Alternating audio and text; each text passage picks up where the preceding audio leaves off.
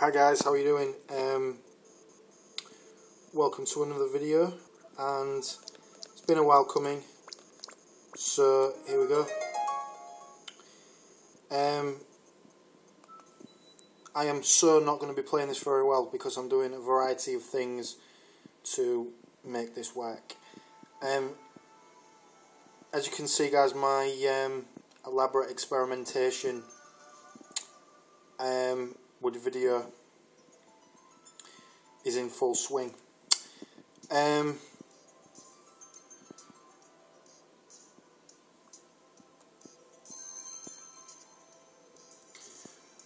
So there you go guys, this is Theatrhythm on, well, it's Theatrhythm Final Fantasy on the 3DS.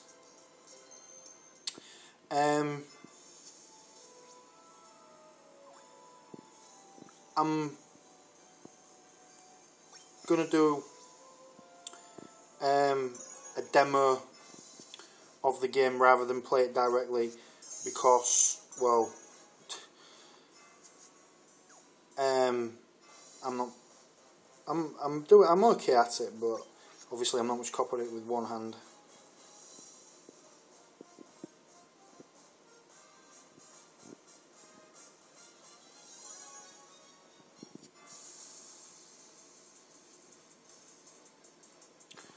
So basically, the game's a rhythm action game.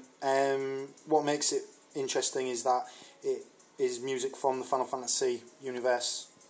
So you've got different games, 1 through to, I think, Final Fantasy Encore. Ooh, didn't know about that. 1 through to 13. You basically pick a song that you want to play, and away you go. It's got RPG undertones, as you can imagine. There's different aspects to the songs. So if you look, for example, at this one, you've got BMS, which is battle music, FMS, which is field music, and EMS, which is event music. The way that the notes are struck, if you like, is slightly different on each one. My favourite being the field, the FMS, sorry, the field music. The field music mechanics, one of my favourites because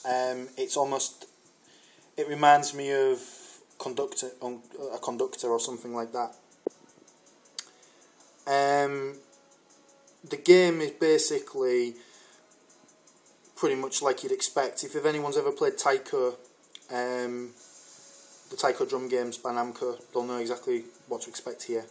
Anyone who's played any kind of rhythm action games on the NDS will know what I mean as well. Elite Beat Agents is pretty much the same kind of game as this in a way. The RPG undertones are pretty straightforward. Basically, the characters level up based on how you complete the song. If you complete the song, perfectly, you get more experience. You get items and stuff which you can use to help you, should you not be very good at the song. So even if you're not very good at striking the notes or whatever, you can use your character's special abilities to keep yourself in the game. It also gives you the options. It also gives you the ability of getting extra things through a function called feature drive. But you can edit the party, so let's go there. So as you can see, I've got Cloud from Final Fantasy 7, Warrior of Light from Final Fantasy 1, Squall from 8, and Cecil from 4.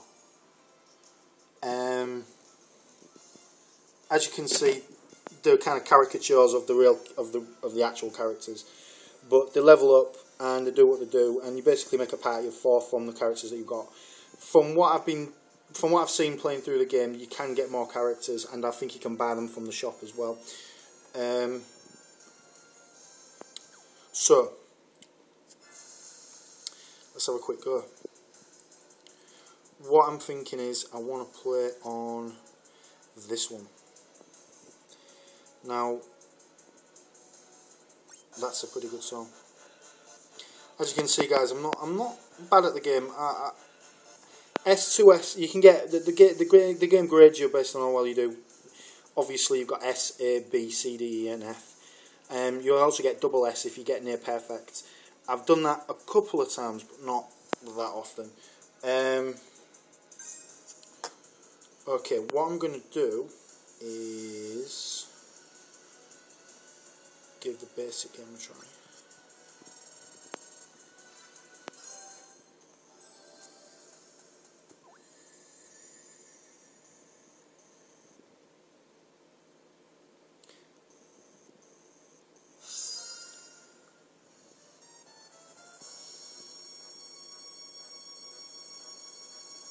Green notes you hold down,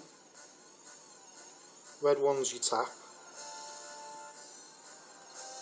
and as you can see I'm not very good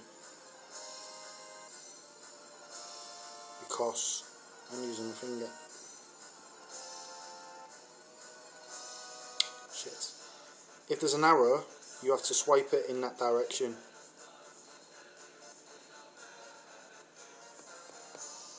And then you just do it to the tune.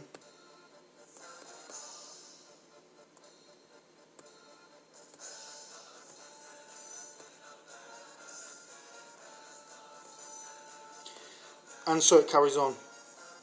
And then you just keep going until you complete it. And you get extra bits and pieces and stuff like that. And the game is really fun.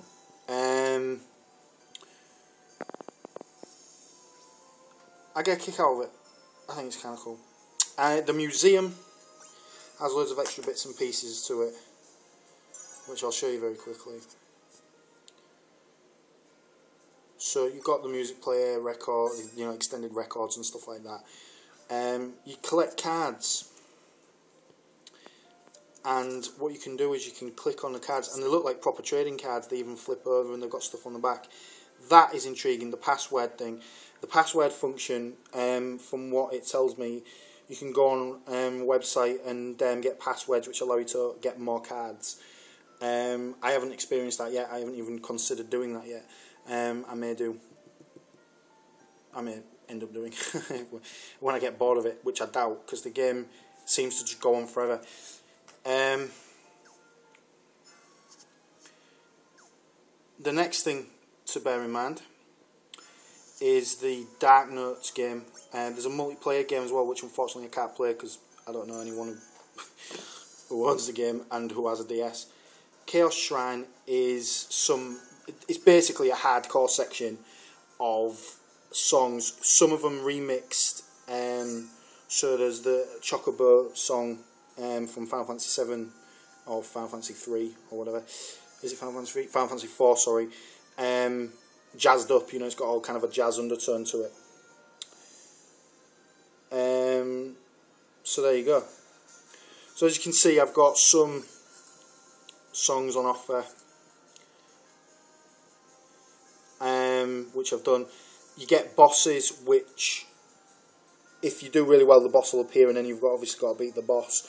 That gives you the ability to get some extra items and other bits and pieces. As you can see, I'm just slowly ploughing through the movements that I've got there. They class the songs as movements, so it's 2 songs, usually something quite difficult, and usually something kind of elaborate. So, yeah, pretty cool. You can play those in multiplayer. I don't know how that would work, but I would love to see that. And that's it. Considering the game was literally a few pounds, I don't feel ripped off at all. In fact, I feel quite pleased with it. So there you go, guys. That is Theatrhythm Final Fantasy on the 3DS. Worth picking up if you can find it cheap, which nowadays you can. And it's definitely something to keep your eye on. I wouldn't necessarily go for the songs. I don't agree with purchasing songs, especially at the price that they are. But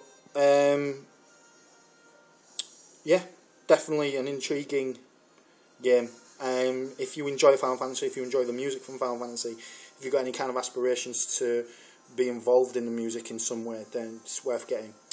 And the RPG side of it is kind of tacked on. It's not that special, but it's neat. It kind of gives it a unique flavour. Right, guys, that's it. Have a good one, and hopefully this will be well received. I don't think my technique's that good, to be honest. You're definitely going to have to turn your head to the side or do something crazy with your monitor. Either way, I don't know if this is going to be satisfactory, but we'll give it a go. Alright guys, see you in a bit.